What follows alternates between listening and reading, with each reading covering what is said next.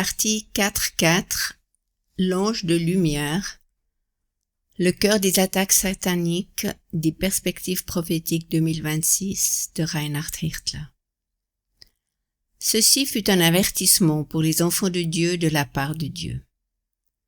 J'aimerais aujourd'hui aborder un aspect important. Le diable se déguise, il trompe, et se fait passer tel un ange de lumière. C'est ce que nous enseigne la Bible. Elle nous dit qu'il se présente tel un ange de lumière. Que signifie ceci? Cela veut dire qu'il fait voir les choses bonnes qui en réalité sont mauvaises. Je vous en ai déjà parlé la dernière fois que le diable parle très souvent dans la forme du « je ». Il ne va pas te dire « Oh écoute, je suis le diable et je te dis que tu n'arriveras jamais à rien ». Non, le diable ne vient pas de cette façon-là, ni avec une veste en couleur néon, afin que tu le reconnaisses de loin. Non, il vient très sagement. Réfléchis à ce que dit la Bible au travers de Paul. Je crains bien que le serpent, tel qu'il a pu tenter Ève par sa ruse, ne puisse vous tenter vous aussi, loin de la simplicité du Christ. Il vient donc tel un ange de lumière. Il change son caractère et son essence. Il désire se présenter d'une autre manière que ce qu'il est réellement. Et c'est ce qui fait de ses attaques quelque chose de dangereux. Écoute, si je dis « je n'y arriverai pas » ou « je n'y suis encore jamais arrivé », en pensant aux preuves de mon passé où tout est allé de travers, de cette manière-là, j'ai aussi la confirmation que ce que je dis est bel et bien la vérité. C'est ma perception. Je me connais bien. Mais écoute alors, est-ce que la Bible ne dit pas que nous ne devons reconnaître personne selon la chair, même pas Jésus-Christ? Mais comment pouvons-nous nous reconnaître nous-mêmes selon la chair, conformément à nos propres principes? Ce sont des attaques de l'ennemi qui essaiera toujours de se présenter d'une belle manière et de se déguiser en ange de lumière. Il vient d'une manière si gentille et sympathique, en essayant d'une manière si humble, mais qui finalement est une toute fausse humilité. Je vais te dire quelque chose, mon cher ami. Si tu reconnais quelque chose sur toi-même et le proclames, mais si cela n'est pas la vérité que Dieu reconnaît et proclame à mon sujet, ou à ton sujet, alors cela n'est pas de l'humilité, mais c'est de l'orgueil. Même si aux yeux des autres chrétiens, cela semble très humble, et même si beaucoup de chrétiens pensent « Ah, mais c'est une personne si humble. Oh, je ne suis rien et je ne peux rien du tout. » Sais-tu, j'ai discuté avec mon ami. Dans l'église où j'ai grandi, j'ai toujours chanté ces chants et répété des paroles telles que « Debout, chrétiens, entonne un chant de louange. Nous sommes sous bien des hontes et des douleurs misérables, car ici nous ne sommes rien. Mais un jour nous aurons une belle vie avec Jésus au ciel. » Nous avons proclamé ce genre de chants et de vérités sur nos vies, en pensant « Oh, mais comme nous sommes donc humbles !» J'aimerais te dire quelque chose, mon cher ami. Ce n'est jamais de l'humilité, si je proclame le contraire de ce que Dieu dit de moi-même. L'ange de lumière vient et tord un peu la vérité. Et c'est bien là qu'est le danger. C'est ce que nous devons reconnaître. Réfléchis. Jésus, lorsqu'il fut conduit dans le désert par l'Esprit, peu de temps avant son Père, parlait du ciel et disait « Celui-ci est mon Fils bien-aimé, écoutez-le. » Lorsque le diable vint vers lui, il n'a pas dit « Oh, mais quelle bêtise! Qui crois-tu être? Tu es un vaurien, tu n'es absolument rien du tout. » Mais il lui a dit « Si tu es véritablement le Fils de Dieu. » Il a enlevé le mot « bien-aimé ». Il a pris la vérité divine et l'a un peu changée, puis a fait une offre à Jésus. Le danger est lorsque les pensées et les sentiments viennent sous la forme de l'ange de lumière. Il ne vient pas tel quelqu'un de brutal, avec un très gros mensonge, et qui nous frappe de toutes ses forces. Oh non, il vient un peu caché et un peu déguisé. Je l'ai souvent déjà dit. Combien de chrétiens nomment ceci de la sagesse, ce qui n'est en fait rien d'autre que de l'incrédulité. De l'incrédulité habillée avec un manteau de sagesse humaine. Nous devons vraiment y prendre garde, à savoir que le Père de lumière dit toujours le contraire de ce que le Père du mensonge dit. Si le diable n'arrive pas à venir tout proche de nous, afin de mentir directement dans notre cœur, alors il essaiera de tordre un peu la vérité, de l'enjoliver. Il essaiera éventuellement de l'envelopper avec différentes excuses. Il nous amènera des pensées du style « Ah, tu sais, dans le fond, ils n'ont même pas mérité que tu leur pardonnes, car tu as déjà pardonné plusieurs fois. Ils ne veulent pas du tout ton pardon. » Ainsi, ce sont des vérités à moitié tordues.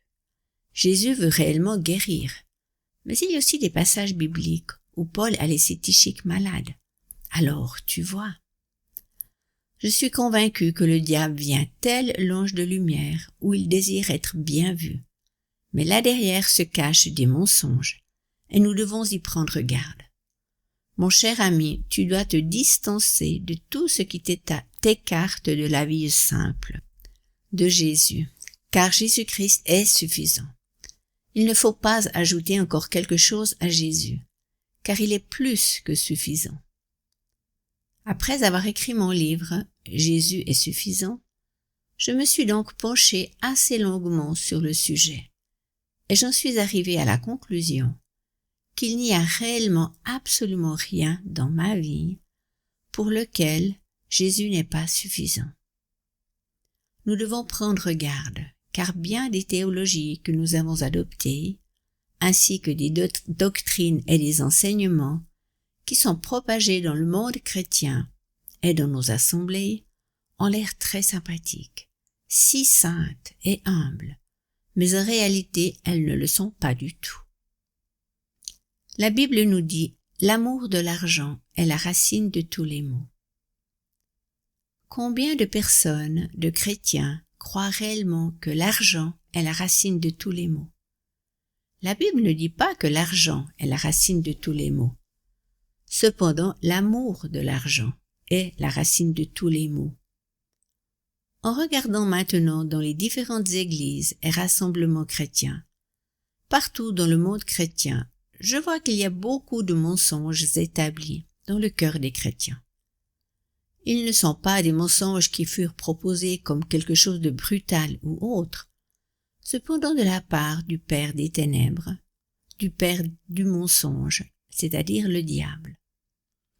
Mais ils ont été apportés par l'ange de lumière d'une très belle manière, empaquetés avec des passages bibliques, et tout ceci a été pris de la Bible.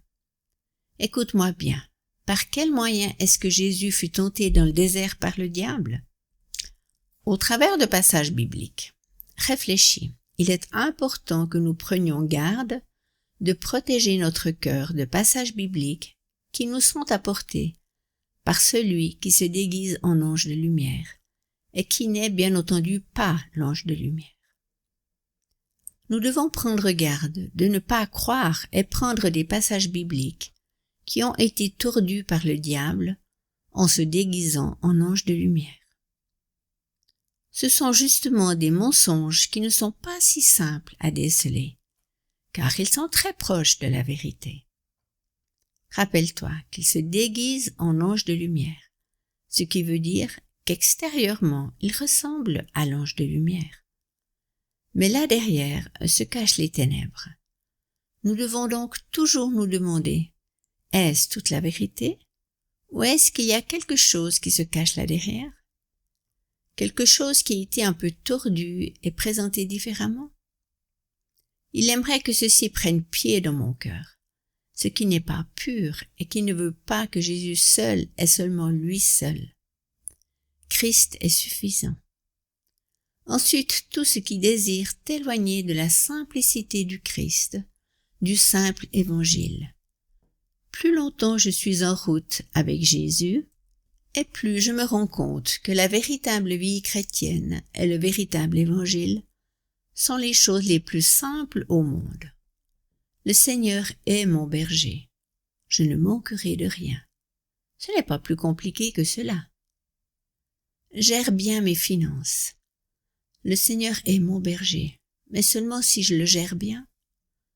Vois-tu d'où proviennent de telles pensées?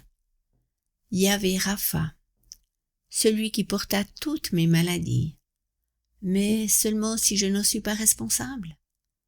D'où proviennent de telles pensées? Tu peux me répondre. Oh, alors c'est tout à fait naturel que l'homme pense de cette façon-là. Est-ce vraiment le cas? Sont-ce des pensées humaines? Ou n'est-ce pas plutôt le père du mensonge qui s'est infiltré et qui s'est déguisé en ange de lumière? Il a simplement pris des passages bibliques en les tordant afin de nous convaincre que c'est juste, parce que c'est écrit dans la Bible. Oh, comme j'aspire et que je désire que les chrétiens aspirent à recevoir l'esprit de pénétration et de discernement spirituel, afin de pouvoir différencier et vivre activement, en sachant reconnaître tout de suite cette trappe, même si c'est l'ange déguisé en lumière qui la porte, car nous sommes ancrés très fermement dans l'amour de Jésus-Christ.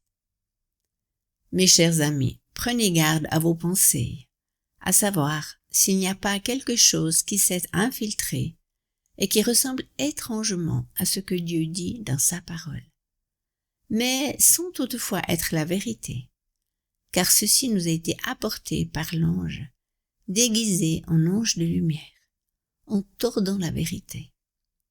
Je ne sais pas s'il existe une autre ou une meilleure solution afin d'être veillant contre les ruses et les attaques de l'ennemi, que de savoir qui nous sommes, quelle est notre identité.